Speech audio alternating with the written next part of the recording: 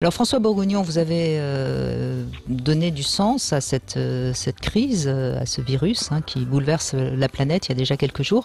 Et aujourd'hui, c'est Jean-Charles Bouchoux qui va nous donner sa vision, sa vérité. Et encore une fois, quand je dis sa vérité, c'est pas la vérité absolue, évidemment, mais tous vos témoignages tous les jours aident certainement chacun d'entre nous à donner du sens. Et comme je le dis souvent, c'est parce qu'on donne du sens qu'on se sent mieux dans sa vie. Jean-Charles Bouchoux, bonjour. Vous êtes également psychothérapeute et je rappelle, comme beaucoup de psychothérapeutes, vous continuez à consulter par téléphone et ça se passe très bien. On peut faire de vraies belles consultations par téléphone, donc n'hésitez pas si vous avez si vous avez besoin. Nos thérapeutes sont toujours là. Bonjour Jean-Charles. Bonjour Brigitte, bonjour à tous.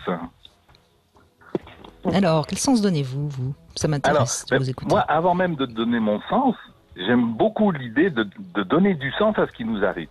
Alors même si ça tient de la rationalisation, donner du sens permet de poser de la distance entre ce qui nous effraie et avec ce qui nous effraie et nous donne le sentiment d'être partie prenante des événements et donc de ne plus être victime.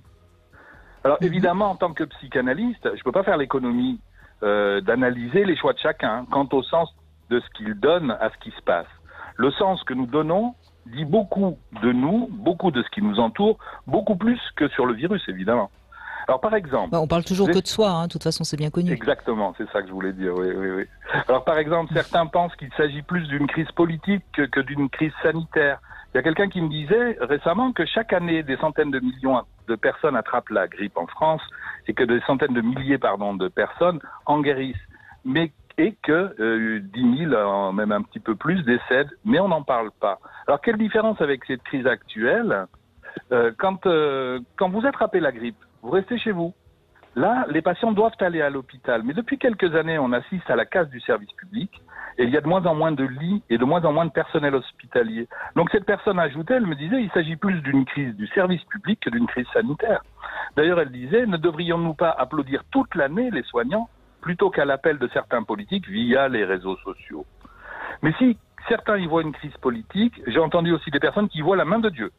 Alors, pour préparer l'émission, je suis allé lire un petit peu de la littérature biblique et j'ai appris qu'il y a des cavaliers qui annoncent l'Apocalypse et le premier est reconnaissable parce qu'il porte une couronne qui se dit Corona en latin.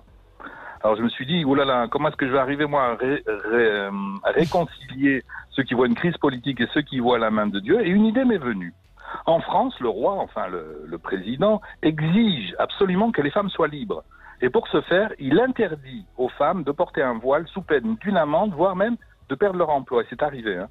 Et parallèlement, vous avez des religieux qui exigent que les femmes portent un voile sous peine de les maltraiter. Eh bien, le coronavirus est venu mettre tout le monde d'accord.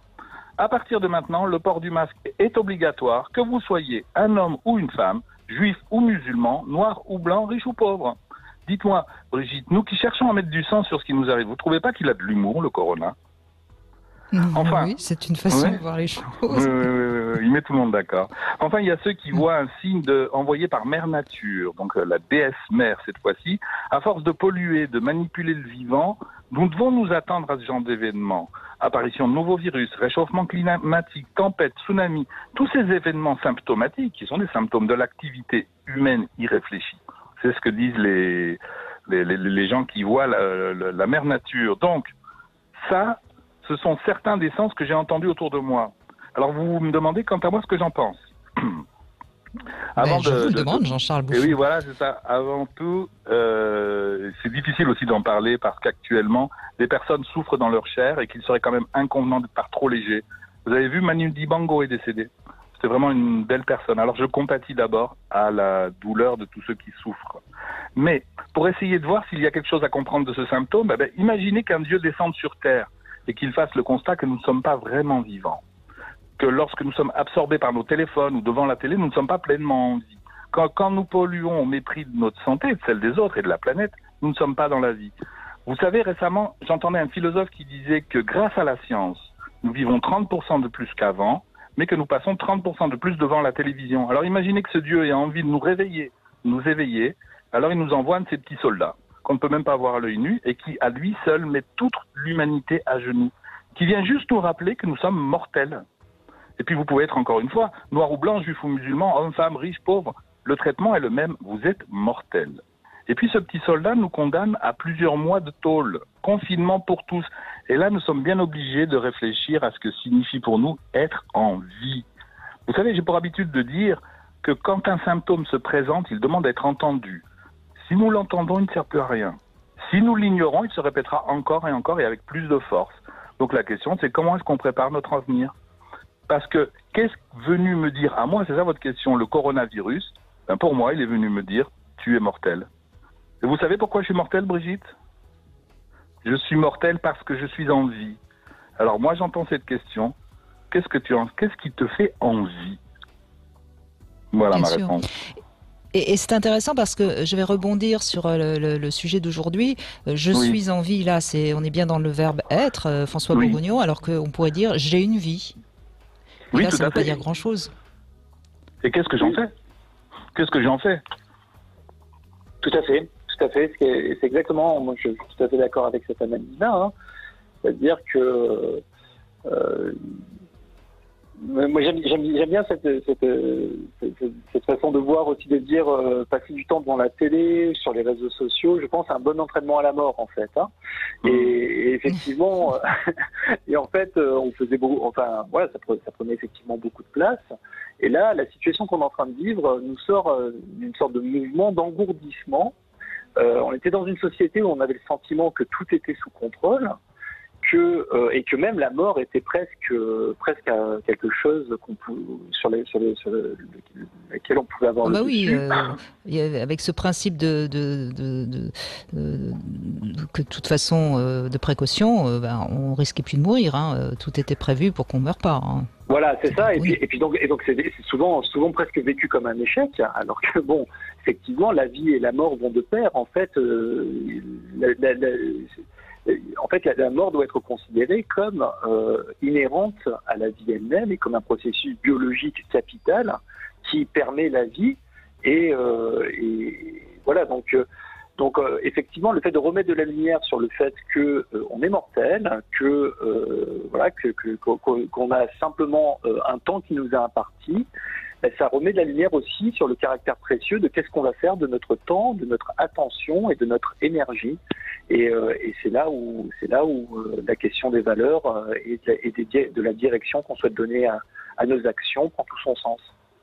Évidemment. Alors Jean-Charles Bouchou, François Bourgognon, j'avais posé ma devinette. Quelle est la position sexuelle la moins à risque en cette période de Covid? Est-ce que l'un ou l'autre, vous avez une idée?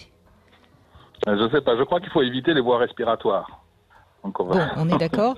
Alors justement, hier on en parlait avec Bruno Martin, on a découvert en effet qu'il n'y avait aucun risque de transmission du virus par les sécrétions vaginales ou le sperme.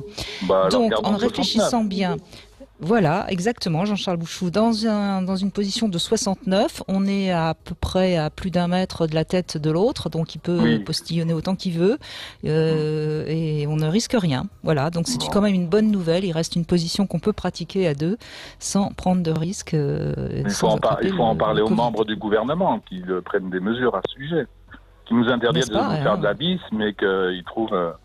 Peut-être que le 69 est la solution. On peut plus se faire la bise, mais on peut faire des 69. C'est quand même une bonne nouvelle, franchement. Ouais, c'est une bonne nouvelle. Vous êtes d'accord? Ouais. Là, on est dans la vie. Mais il me semble, hein, oui. Ah, oui, on est complètement dans la vie. On peut pas donner la vie, hein. Par contre, là, avec le 69, ça va être difficile. Oui. Mais au moins, on est vivant. Voilà. N'est-ce pas? Merci beaucoup Jean-Charles Bouchou, comme avec toujours, plaisir. de votre éclairage. On se retrouve bientôt pour une émission, évidemment. Et puis, je rappelle que vous êtes toujours sur le terrain pour vos consultations. S'il y a des patients qui ont besoin. Je sais bien. François Bourgognon, vous êtes d'accord, hein, le 69, on est en vie, là? Ah oui, tout à fait. Alors, du coup, j'ai perdu la communication. Donc, pourquoi c'est la posture la plus sécure? Parce que les sécrétions vaginales et le sperme ne transmettent pas le virus. D'accord. Enfin, en tout cas, pas celui-là. Ils transmettent éventuellement et encore le sida, c'est pas trop, pas vraiment, c'est pas des pratiques à haut risque. Donc, il n'y a pas beaucoup de risques de transmission et il n'y a aucun risque de transmission du Covid parce que le Covid n'est pas dans le sperme ni dans les sécrétions vaginales. Voilà une nouvelle très importante que j'ai réussi à avoir hier. Avec Bruno Martin, donc c'est du sûr. Et puis on est quand même à plus d'1 mètre du visage de son partenaire. Donc on ne risque pas d'attraper des... Vous voyez ? D'accord, très bien. Je prends note. C'est validé. J'enverrai l'info au ministre de la Santé voilà. Déjà un moment. Mais je suis un peu débordée aussi en ce moment, donc bon. Voilà. Mais je suis sûre que ça va circuler. Voilà. Bon, et ben merci Jean-Charles Bouchou, merci François Bourguignon.